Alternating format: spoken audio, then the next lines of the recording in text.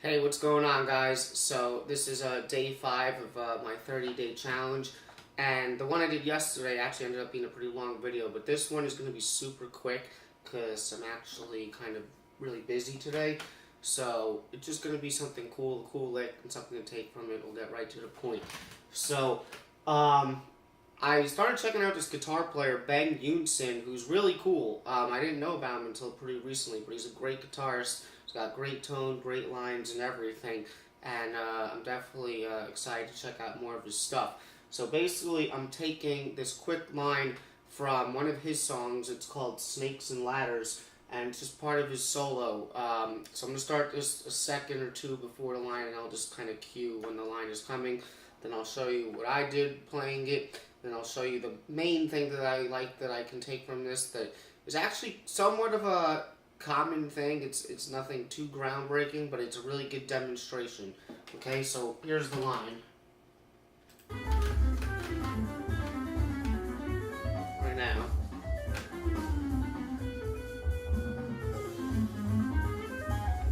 Okay? So it's actually the second part of that line that I'm mainly going to be pointing out, but the line...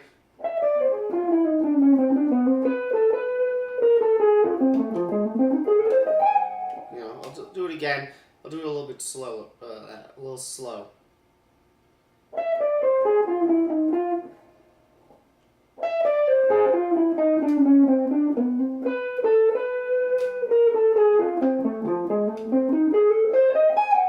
Okay, cool line.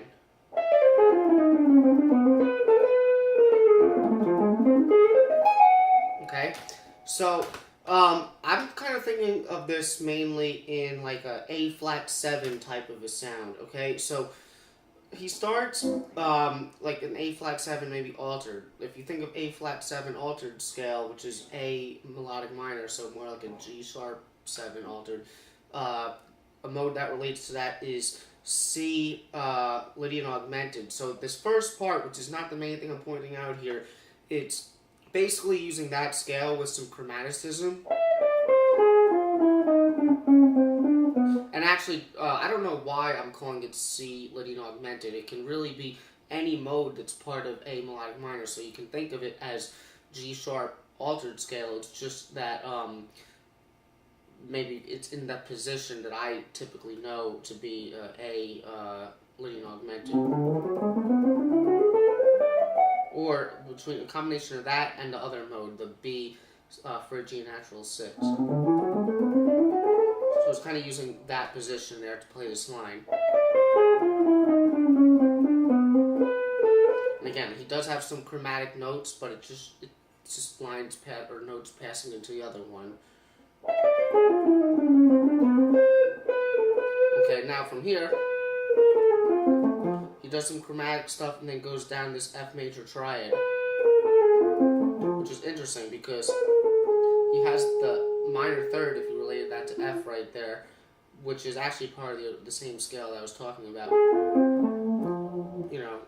So I think that F is actually not in the scale, so that's kind of why you have both of them, but you can kind of see that shape is F major. Okay, but then this part is the part that we really want to look at.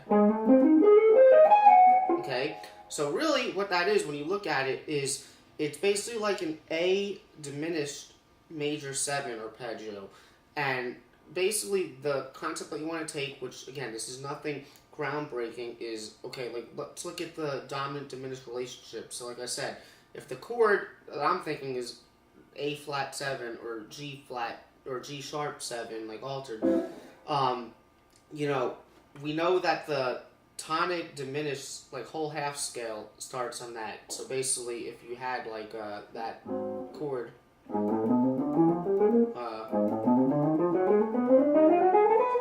and that's symmetrical. Sorry. And you can play it here. I'm messing all these up.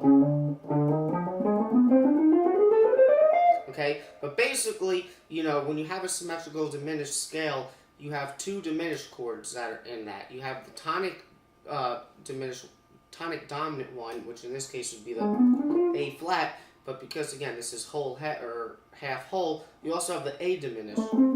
Okay, so basically what you can find is, because I'm sure some of you guys are aware of diminished major 7 arpeggios, but in terms of where you can use them, you can use them on the dominant chord starting on the tonic if you thought of the root A flat as the 7. So basically another way to think of this is like if you have a dominant chord, you can start on the root of that and then go up a half step and play a diminished triad, and there's basically like a third inversion of a diminished major 7 arpeggio.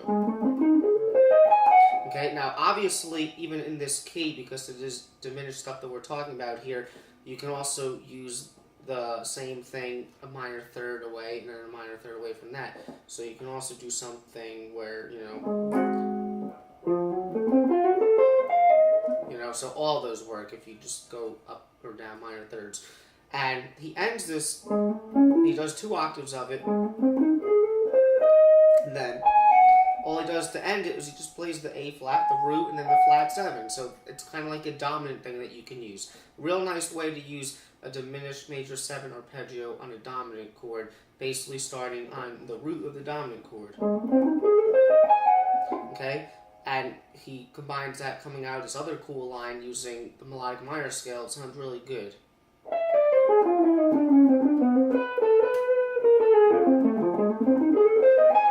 Okay? So that's really just what I want to show you today, is how you can find cool applications of diminished major 7 arpeggio being used over a dominant chord, okay? And like I said, this one was a quick one today because I'm kind of in a rush. I definitely rushed through this video a little bit too, so I apologize for any of the mistakes that I made there, but I think I got my point across to you. So, I hope you enjoy your day, and I'll see you tomorrow.